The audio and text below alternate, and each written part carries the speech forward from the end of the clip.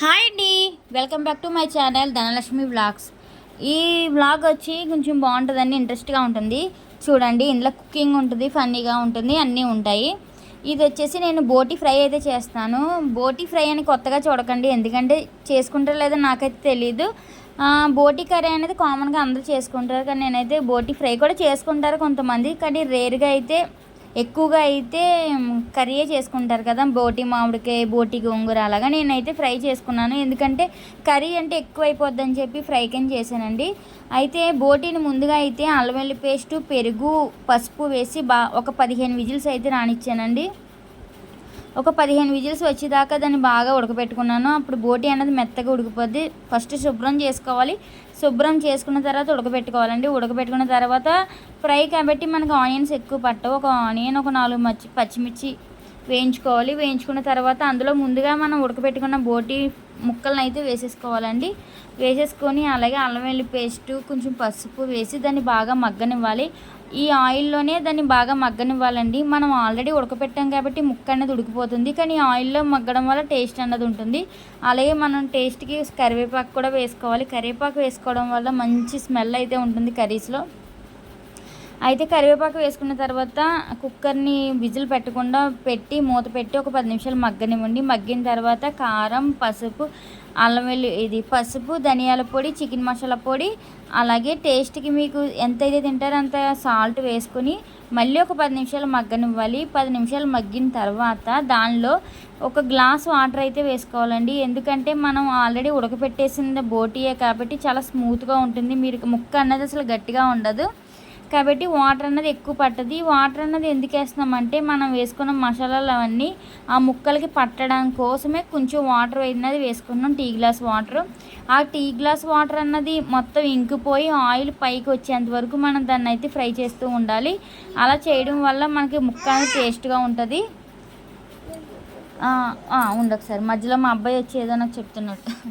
అయితే ముక్కన టేస్ట్గా ఉంటుంది. ఇలా ఆయిల్ పైకి వచ్చిన దాకా డ్రైగా అయిపోయేలాగా ఫ్రై చేసుకుని దానిపైన లాస్ట్లో కొత్తిమీర జల్లుకొని తీసేసుకోవడమే సర్వింగ్ బౌల్లోకి. ఈ ఫ్రై అయితే చాలా చాలా బాగుంటుందండి. కర్రీ అంటే ఎక్కువ జనాలు ఉంటే కర్రీ చేసుకోవచ్చు, తక్కువ తినేవాళ్ళు ఉంటే మనం ఫ్రైయే బెస్ట్ అండి. ఇంక ఇది వచ్చి చికెన్ ఫ్రైడ్ వింగ్స్. మా అబ్బాయికి చాలా ఇష్టం అండి. రెస్టారెంట్కి వెళ్తే ఫస్ట్ అదే ఆర్డర్ చేయమంటారు. నేను అదైతే ప్రతి సండే వాళ్ళ కోసం ఇంట్లోనే చేస్తాను. మనం మంచిగా ఆయిల్లో వేస్తాం, వాళ్ళైతే డీప్ ఫ్రై బాగా మరిగి ఉన్న నూనెలో వేస్తారు కదా, అలా కాకుండా నేను వాళ్ళ వరకు అయితే నేను చికెన్ పకోడీలా వేస్తాను. ప్రతి సండే వేస్తాను. ఇది వాళ్ళు తినే స్పైసీని బట్టి కారం, ఉప్పు అన్నీ వేసి వేస్తానండి. అయితే ఇది ఏంటంటే ఒక హాఫ్ అన్ అవర్ ముందు చికెన్లో అల్లం వెల్లుల్లి శుభ్రంగా చేసుకొని అందులో అల్లం వెల్లుల్లి పేస్టు, ధనియాల పొడి, చికెన్ మసాలా పొడి, పెరుగు, నిమ్మకాయ, ఉప్పు, కారం అన్నీ వేసి దాన్ని ఒక హాఫ్ అన్ అవర్ పక్కన పెట్టేయాలండి. హాఫ్ అన్ అవర్ బాగా నానిన తర్వాత మనం ఫ్రై చేసుకోవడమే, డీప్ ఫ్రై చేసుకోవడమే అండి. ఇంక ఇది వచ్చేసి మధ్యాహ్నం భోజనం చేస్తాం. అలాగే చికెన్ కర్రీ చెప్పాను కదా, చికెన్ కర్రీ కూడా చేశాను. చికెన్ కర్రీ, బోటీ ఫ్రై, అలాగే చికెన్ ఫ్రైడ్ వింగ్స్.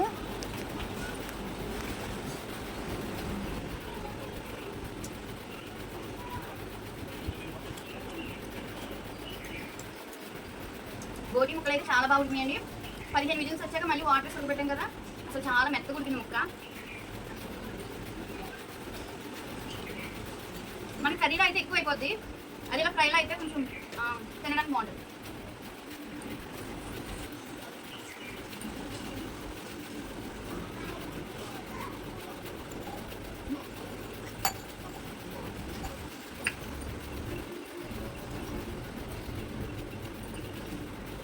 అందరినీ తీసి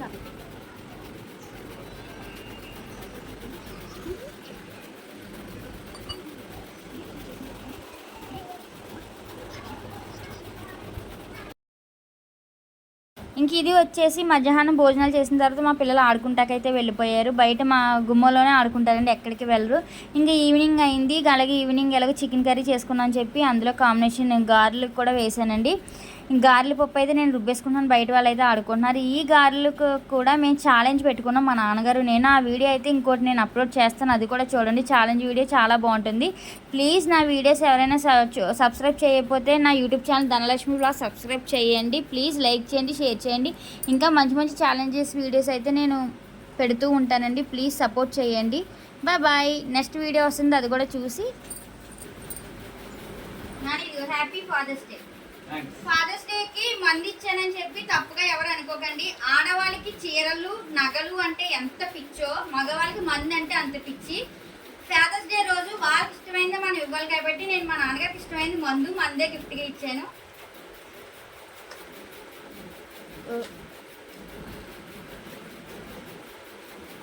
ఓకేనా? అందరికీ హ్యాపీ ఫాదర్స్ డే.